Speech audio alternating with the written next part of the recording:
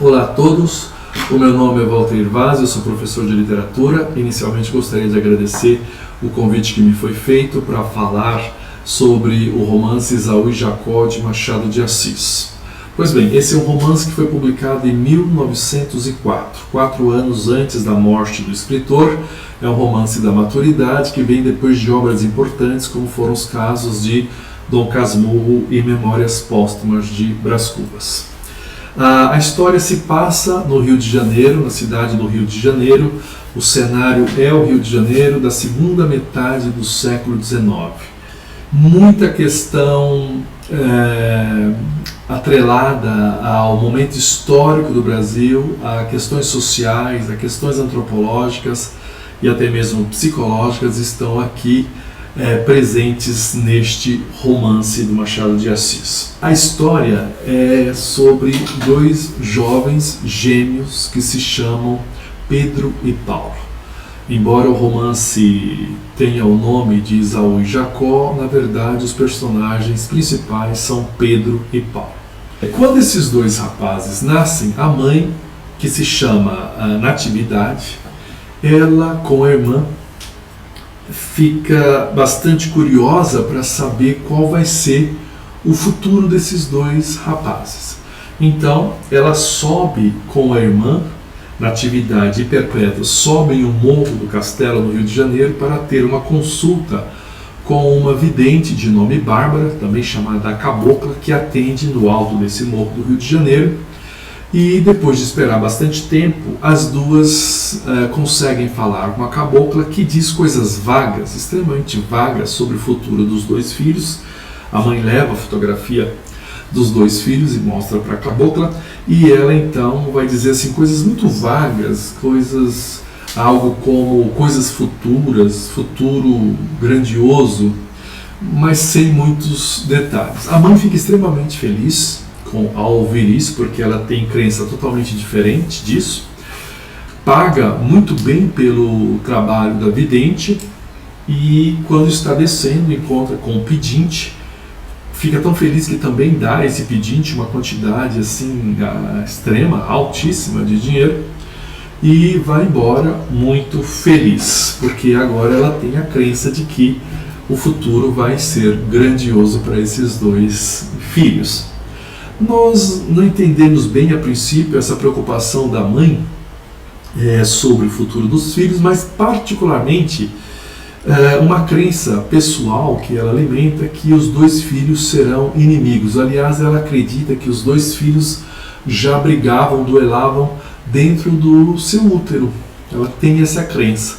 Então ela alimenta pela vida inteira, atravessa toda a narrativa, a crença de Natividade de que esses 2 filhos seriam rivais pela vida toda, grandes inimigos. De fato, há momentos que a narrativa nos leva a crer que haveria ali uma grande discórdia entre os 2, talvez um grande duelo, mas isso não se coloca, não há um grande duelo. Quando são mais jovens, costumam brigar de uma maneira física mais violenta, mas absolutamente não é tudo aquilo que a mãe Natividade acreditava. Pois bem, esses 2 jovens vão crescendo e já desde jovens começam a mostrar algumas diferenças de personalidade. Se eles são idênticos na fisionomia, eles são extremamente diferentes no comportamento, nas crenças, nas ideologias e particularmente nas posições políticas. Então eu tenho o Pedro, que é um monarquista convicto, e o Paulo, que é um republicano bastante extremado também. Se nós pegarmos toda a narrativa e elencarmos aqui os comportamentos, os posicionamentos, nós temos exatamente isso: Pedro monarquista e Paulo republicano. Essa é uma divisão que se mostra logo no começo. Se nós formos aqui para o contexto histórico em que a narrativa está localizada, nós vamos ter então um momento da história do Brasil em que essas transações entre sistemas de governos estão acontecendo.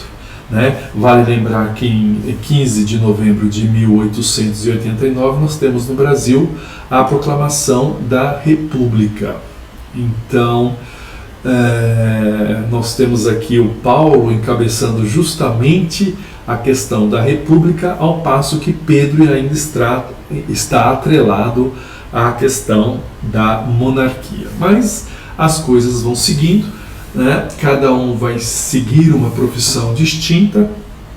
Então, o monarquista permanece no Rio de Janeiro, a capital do Império, e Pedro permanece lá, vai estudar medicina, e Paulo vem para São Paulo estudar direito aqui. Ele então é republicano, de alguma maneira também mostrando já um deslocamento do foco da política nacional, que está de alguma maneira se descolando do Rio de Janeiro e ganhando outras localizações no Brasil, particularmente São Paulo. Então aqui se esboça essa questão histórica também.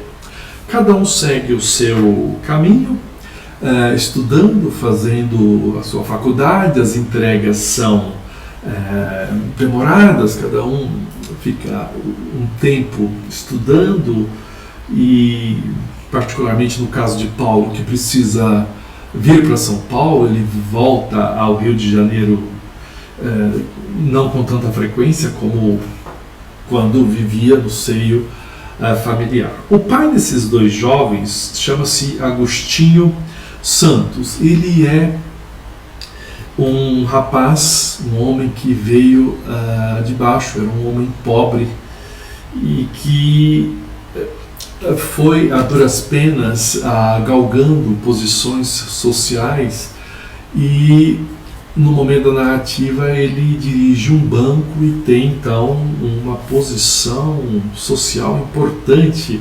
Neste período ele enriqueceu e tem essa posição importante. Então a família tem muitas relações com aquilo que era a elite local, quem determinava mesmo, quem ditava ordens, vamos assim dizer. Então é uma família que está inserida neste contexto. Neste momento também aparece ali uma figura importante na narrativa, que é um diplomata aposentado cujo nome é Aires, Conselheiro Aires. Esse conselheiro é uma espécie de alcoviteiro, um homem que tem trânsito livre entre essas famílias ricas do Rio de Janeiro, ele dá conselhos, ele tem particularmente contato com as mulheres. Então uma forma de se colocar ali nessa sociedade é esse contato pela figura feminina das famílias, e não por acaso na atividade a mãe dos gêmeos vai pedir a Conselheiro Aires que seja o tutor, ou seja, mesmo o conselheiro desses dois rapazes, agora que eles estão já no final da adolescência, começo da vida adulta, e precisa de alguma maneira desse referencial. Aires faz o papel de um conselheiro para esses dois moços, né?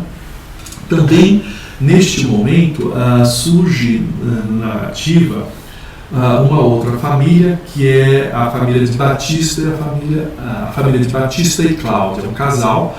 Batista é um político sem muito sucesso, um político medíocre, e eles têm uma filha. O que é importante aqui é essa filha que o casal tem, Cláudia e Batista tem, que é Flora. Flora é uma moça extremamente bonita, mas ambígua, indecisa e inexplicável.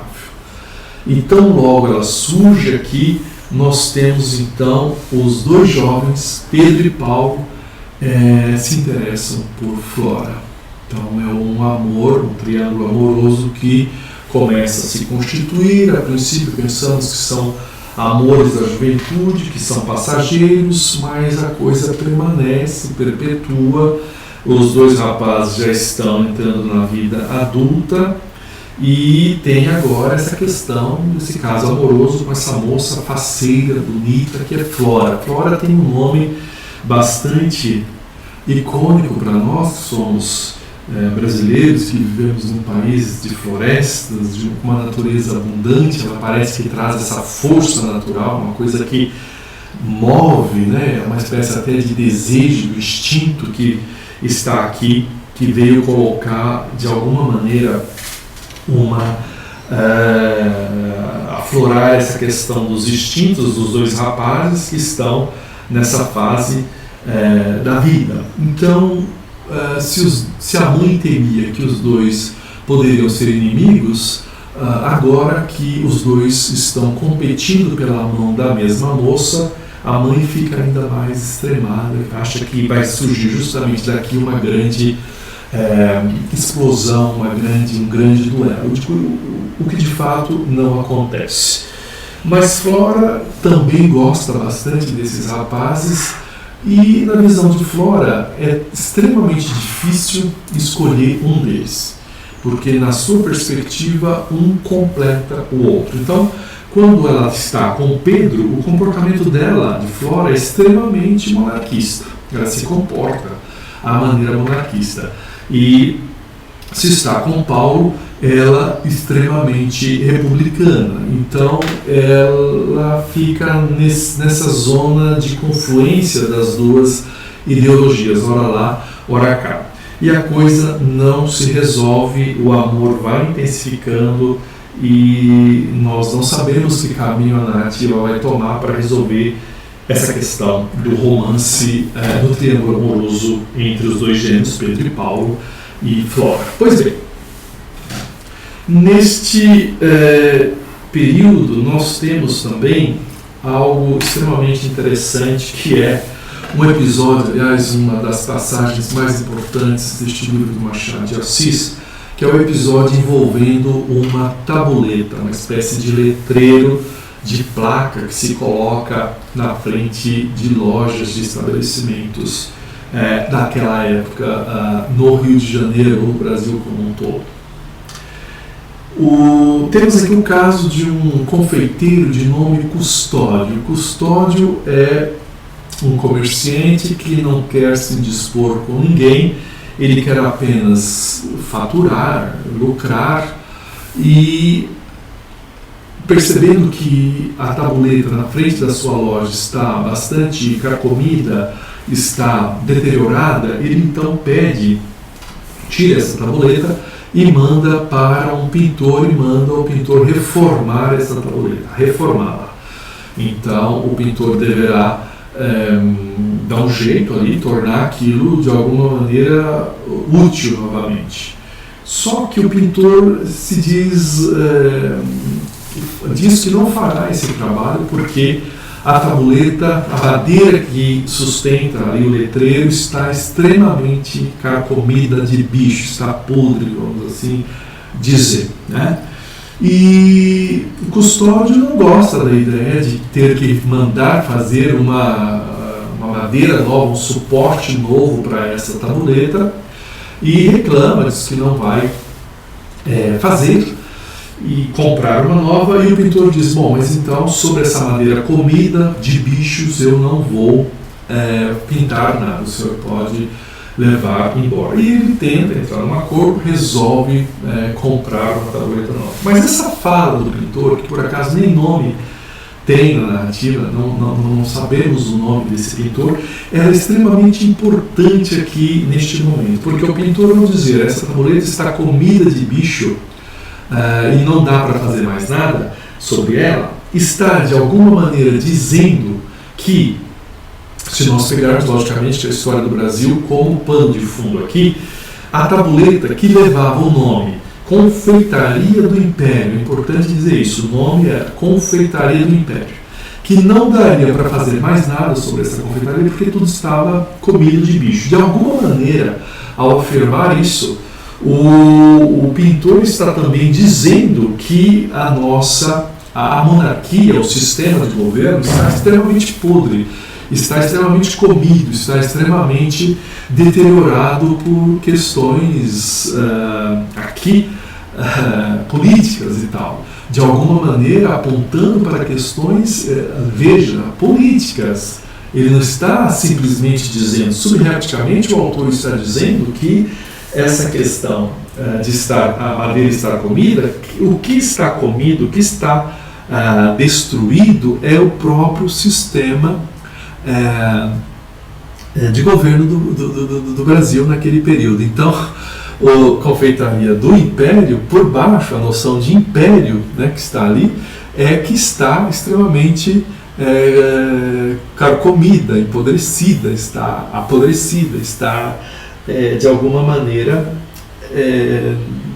não é mais possível utilizar esse tipo de coisa. Então veja como Machado age aqui de maneira a fazer uma crítica social, mas sem se valer abertamente de nominalmente falar dessas questões políticas todas, mas ele está falando como ninguém dessas questões. Então isso é Machado de Assis, não levantar bandeiras de nenhum partido político, mas de alguma maneira criticar a ambos.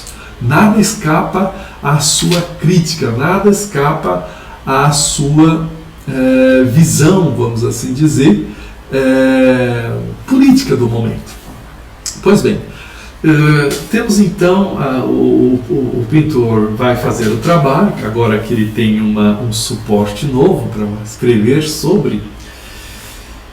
Acontece que neste momento em que o pintor está fazendo a pintura, acontece o 15 de novembro de 1889, que é justamente o momento da proclamação da República no Brasil. Então o custódio, que já tinha reclamado de gastar com a tabuleta, manda um mensageiro imediatamente falar com o pintor, pare no D. Então o bilhete dele diz assim, confeitaria D.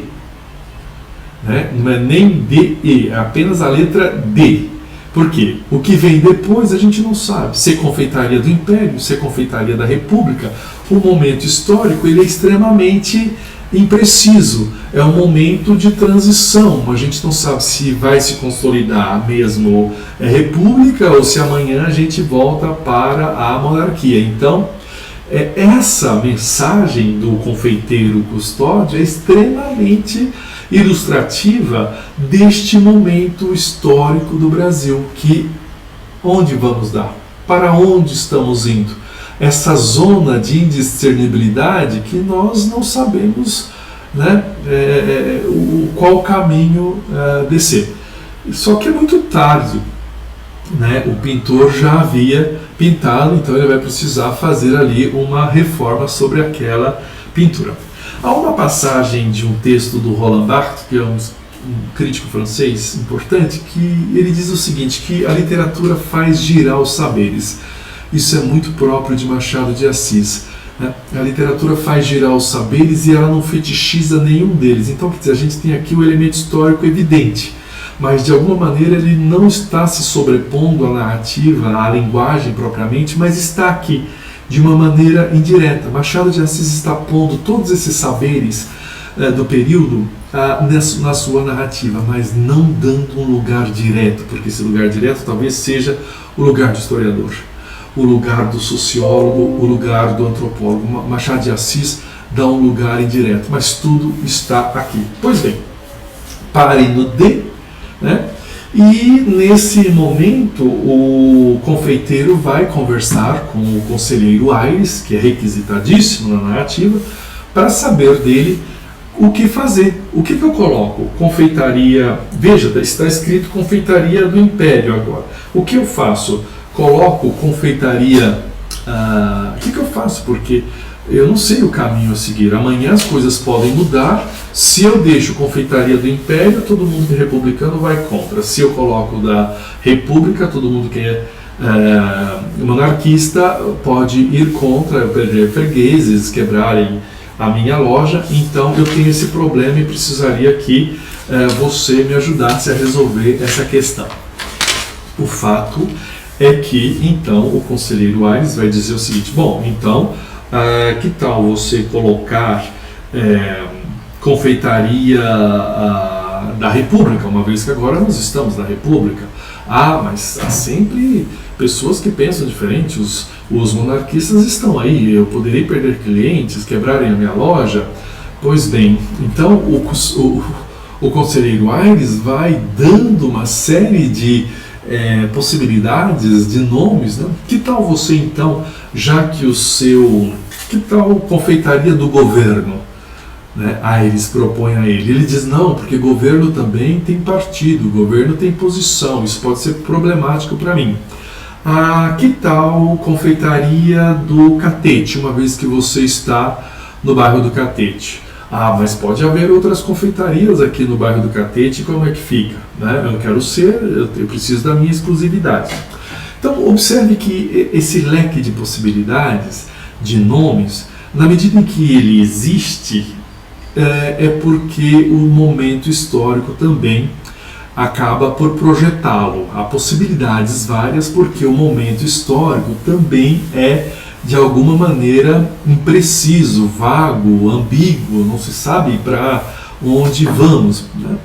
E até que o próprio Custódio diz, bom, então acho que o mais justo seria colocar a confeitaria do Custódio, porque aí não causo nenhum tipo de inimizade, terei os meus clientes e poderei seguir numa boa. E assim resolve.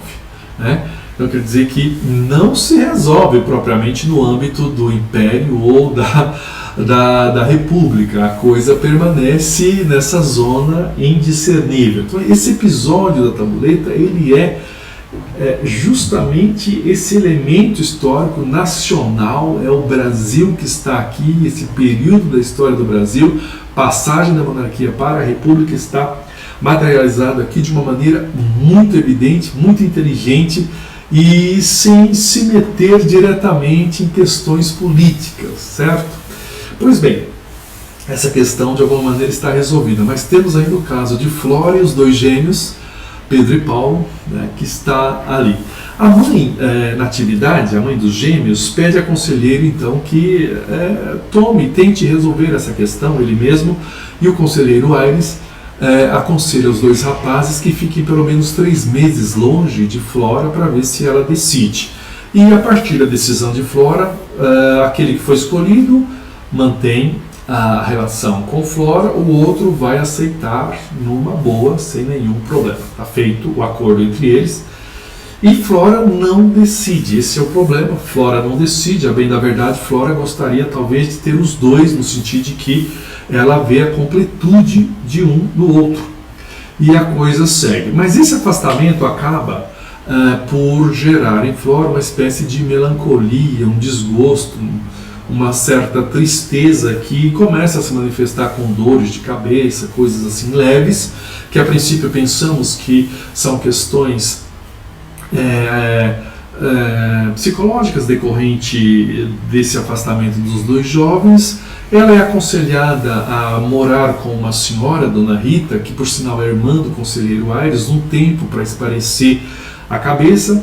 Nesse momento em que ela está com a Dona Rita, ela recebe uma espécie de pretendente, um rapaz que lhe faz ofertas de casamento, e é um homem muito rico que havia enriquecido na Guerra do Paraguai.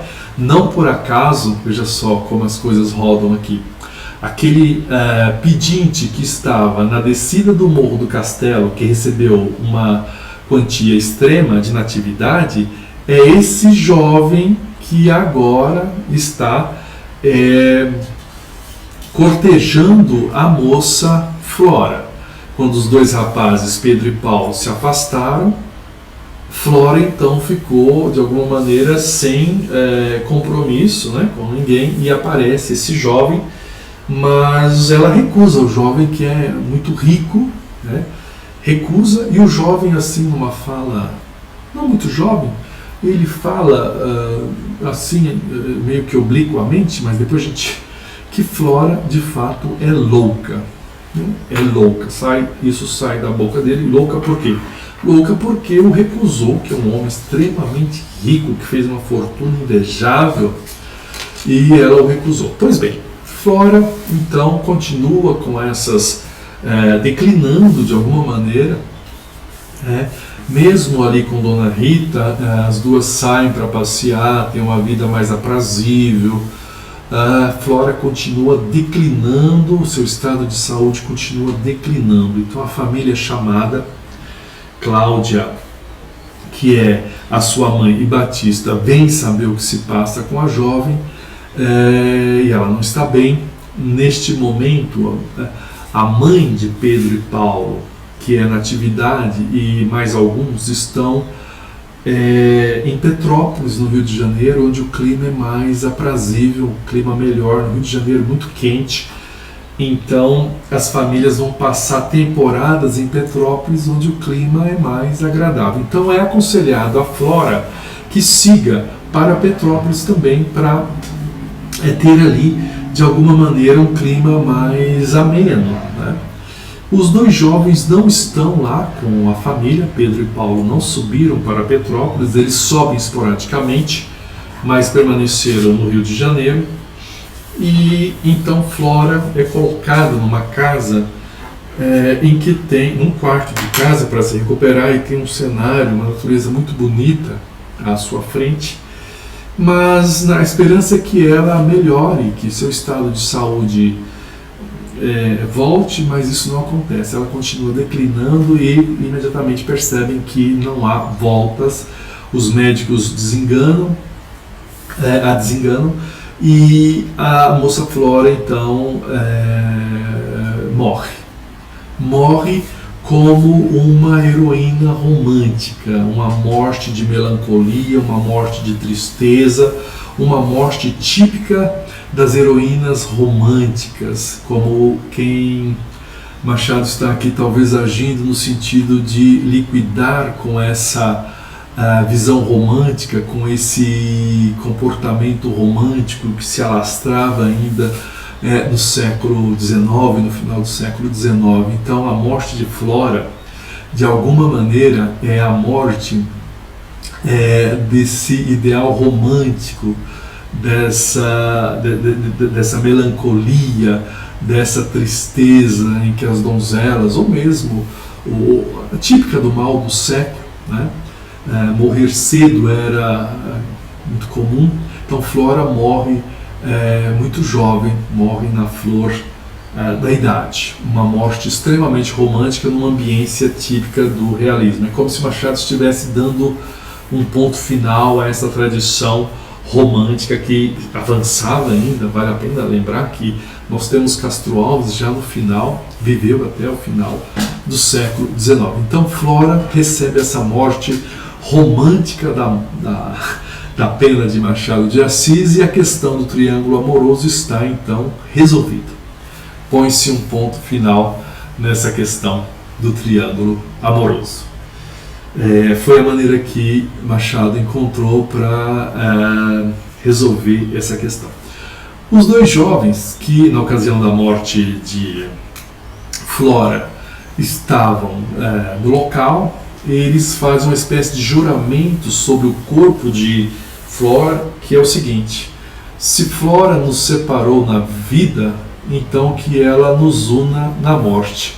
Então os dois fazem um trato de amizade ali, vão voltar a ser amigos, e assim vai. Quer dizer, Flora reatou o laço de companheirismo e amizade entre os dois irmãos. Então a história de certa maneira está resolvida. Logo em seguida, quem morre é Natividade, a mãe dos dois jovens. Ela também, antes de morrer, exige que os dois filhos façam um novo pacto sobre o corpo dela, também no sentido de que não haverá disputa, não haverá uma discórdia entre eles, aquilo que ela alimentou a vida inteira. Quer dizer que ela parte ainda com essa grande dúvida que ela levou com ela a vida toda. E então os dois rapazes fazem esse acordo, e depois cada um segue uma vida política, tá? Cada um vai ter eles seguem vida política, é importante dizer. Cada um a princípio tem um partido, mas depois eles acabam seguindo para o mesmo partido. Ambos são conservadores, e uma maneira que eles encontraram embora sejam conservadores, cada um tem um segmento muito definido no interior desse conservadorismo, e eles chegam no seguinte acordo: olha, a nossa mãe nos pediu que fôssemos de fato companheiros e amigos, mas a gente pode fazer isso na vida pessoal, porque na vida política cada um pode seguir o seu trajeto, e se formos inimigos isso não é problema nenhum. Então esse é o romance do Machado de Assis, Esaú e Jacó, que lida com essa questão particularmente dos gêmeos, né, Pedro e Paulo, mas que tem um elemento histórico, um elemento social, um Brasil da segunda metade do século XIX bastante evidente, bastante presente como pano de fundo aqui. Vale lembrar muito rapidamente que Machado escreveu um texto importante que falava sobre a cor local. O que seria essa questão da cor local? É um conceito, uma noção francesa que dizia resumidamente o seguinte, que os escritores deveriam falar de suas regiões, de suas realidades locais. Como quem dissesse que o escritor russo deveria falar da realidade russa, o brasileiro da brasileira, o francês da francesa. De alguma maneira isso deveria ser um programa que deveria se orientar, né, esses escritores. Então Machado se manifestou quanto a essa ideia da cor local. Ele era extremamente contra, no sentido de que isso deva ser um programa orientador e definidor de linhas e de procedimentos. E ele acreditava que a cor local, o elemento histórico, ele pode aparecer, logicamente, como toda a sua obra reverbera e muito essas imagens, esse espelho da sociedade da época, mas que isso não devesse ser um programa fechado, algo definido, e que de alguma maneira estivesse assim dizendo que você é brasileiro, então você de alguma maneira tem que falar do Brasil, tem que falar de questões brasileiras. E nós sabemos que Machado é muito além do Brasil. Machado é universal, Machado lida com temas universais, como a boa literatura, lida com amor, lida com ódio, lida com cobiça, lida com desejos, com os temas universais que são inerentes a qualquer literatura. Então o seu posicionamento era: não posso me fechar, o escritor não deve se fechar ao seu locus de enunciação, vamos assim dizer, o local de onde se fala, só interessa isso. Não, elementos outros, se necessários, devem aparecer. Ele diz que o escritor tem que ter uma sensibilidade íntima com o seu momento histórico e que ele deve ser o homem do seu tempo, e de alguma maneira isso vai aparecer quase que naturalmente na sua escrita. Então esse é o romance Esaú e Jacó de Machado de Assis. Muito obrigado.